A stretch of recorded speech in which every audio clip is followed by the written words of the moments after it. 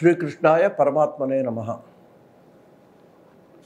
అర్జునుడు ఎప్పుడైతే నేను నీకు శిష్యుడిని, నువ్వేం చెప్తే అది వింటాను అనే ప్రపన్నతను పొందాడో, సరెండర్ అయినాడో, అప్పుడు కృష్ణ పరమాత్మకు నవ్వు వచ్చింది అండి.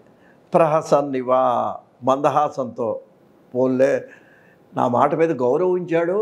అదండి కొంతమంది అండి గురువులు ఎందుకు చాలా గౌరవం ఉంటుందండి. మనం ఇవాళ కూడా లోకంలో చూడండి, కొంతమంది తల్లిదండ్రులు చూస్తే వాడి మాట వినడం. అప్పుడు వాడు తీసుకెళ్ళి గురువుగారు మీరు చెప్పండి, మా అబ్బాయి మా మాట వింటలేదంటే, ఏవో కొన్ని కుటుంబ సమస్యలు ఏదో వచ్చినప్పుడు ఆ గురువుగారు పిలిచి 2 మాటలు చెప్తే వాడు వింటాడండి.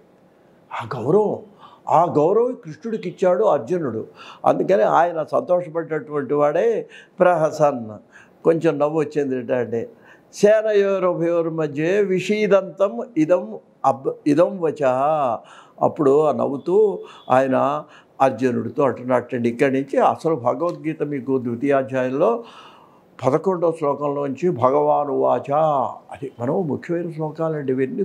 అన్నీ ముఖ్యమైనవే, కానీ ఏంటంటే మనం వెళ్ళేటప్పుడు అవన్నీ మీకు మామూలుగా అర్థమవుతుంది. కొన్ని వివరణ చేయాలంటే, ఎందుకంటే మొత్తం భగవద్గీత అంటే 1 సంవత్సరం పట్టినా పూర్తవదు. అందుకని ముఖ్యమైనవి కొన్ని, దాంట్లో ముఖ్యమైనవి దానికి అర్థం వివరణ చేయాల్సిన వాటికి నేను మనవి చేస్తున్నాను.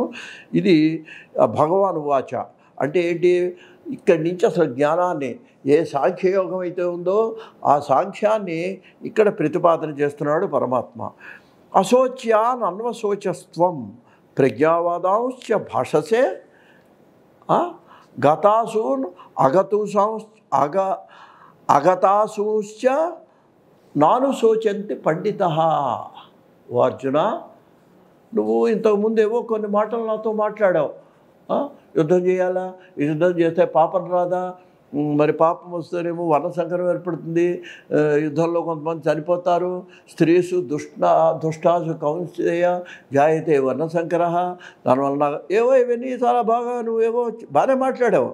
కానీ ఇవన్నీ ఏమిటో తెలుసా? ప్రజ్ఞావాదాంశ భాషతే. అయ్యా నువ్వు ఎలా మాట్లాడావంటే చాలా పండితుల్లాగా మాట్లాడావు.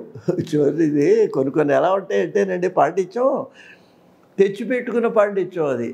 ఆ పాండిత్యం అది పాండిత్యం కాదు, ఊరికే మెట్ట వేదాంతం ఉంటాం చూడండి. ఒక్కోసారి అలాగే నాస్తికవాదాలు కూడా అంతే. ఈ వాదం చేసినప్పుడు చాలా బాగుంటుంది, అది దాన్నే చారువాకమతం ఉంటారు. చారు అంటే మనోహరం, చారు అంటే తాగే చారు కాదు, ఆ మనోహరం. ఇప్పుడు రామాయణంలో వాడు కూడా అక్కడ చారువాదం జరిగిందండి, చారువాక మతం. ఎందుకు రామా ఇదంతా అవసరమా, ఇదేంటి నువ్వు హాయిగా వెళ్ళి అబద్ధం ఏంటి సుగద్ధం ఏంటి, అసలు మనకి జన్మ ఉందా, ఇలా మాట్లాడేటప్పటికి వెంటనే భరతుడితో అన్నట్టు, అసలు వీడు మన మంత్రేనా, ఎందుకు పెట్టావు వీడిని అడిగేటండి. అందుకని ఆ మాటలు చాలా ప్రజ్ఞగా ఉన్నట్టు మనకు లోకానికి అనిపిస్తుంటాయి, మామూలు వాళ్ళకి నాస్తికవాదాలన్నీ. అందుకని ఇప్పుడు అది అంతా అర్జునుడి వాదాలు అవి. అందుకని అర్జునుడితో ఏమంటున్నాడు? ప్రజ్ఞావాదుల్లాగా అంటే చాలా జ్ఞానిలాగా మాట్లాడావు నువ్వు ఇందాక నాతో.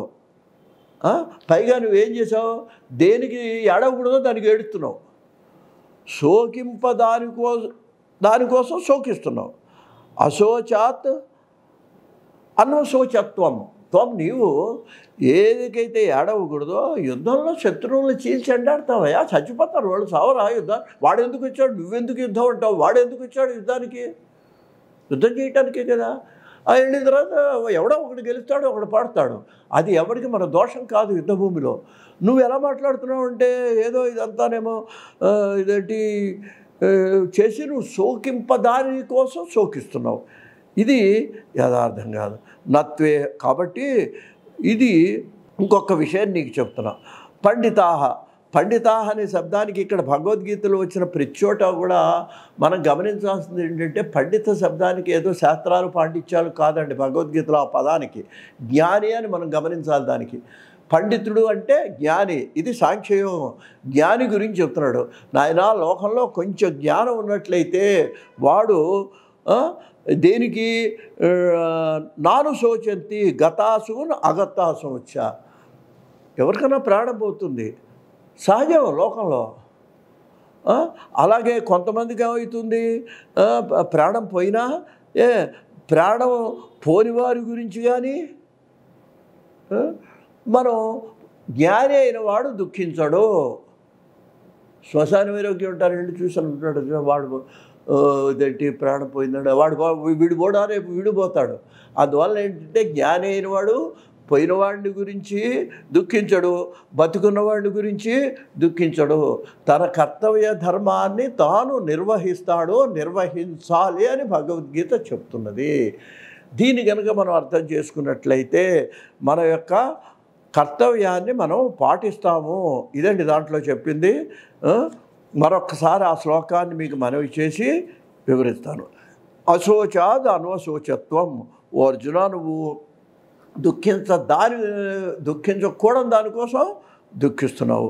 పైగా ఏదో పండితుల్లాగా మాట్లాడుతున్నావు, వేదాంతిలాగా మాట్లాడుతున్నావు. అసలైనటువంటి జ్ఞాని ప్రాణం పోయేవాళ్ళ గురించి దుఃఖించడు, కర్తవ్య నిర్వహణ చేయాలి. ప్రాణం పోయిన వాళ్ళని గురించి దుఃఖించడు, బతుకున్న వాళ్ళని గురించి. నువ్వు బతుకున్న వాళ్ళ కోసం దుఃఖిస్తున్నావు. ఇందాక మా తాతగారు అలాగా, మా భీష్ముడు ఎవడై నువ్వు చంపవు, రేపు పొద్దున వాడు చావడా? ఇదండి మనం నేర్చుకోవాల్సింది. అలా జ్ఞానం గలవాడు ఏం చేస్తాడంటే పోయినవాడికి ఏడవడు, బతుకున్నవాడి గురించి కూడా జాతస్య ధ్రువో మృత్యువు. ఈ జ్ఞానాన్ని మనం పొందినప్పుడు మరి మన కర్తవ్య నిర్వహణలో ఎక్కడా కూడా మమకారాన్ని ప్రదర్శించడు, ఎక్కడా కూడా భీతిని చెందకూడదు అని కృష్ణ పరమాత్మ ఈ శ్లోకంలో అర్జునుడికి ఉపదేశించాడు. స్వస్తి.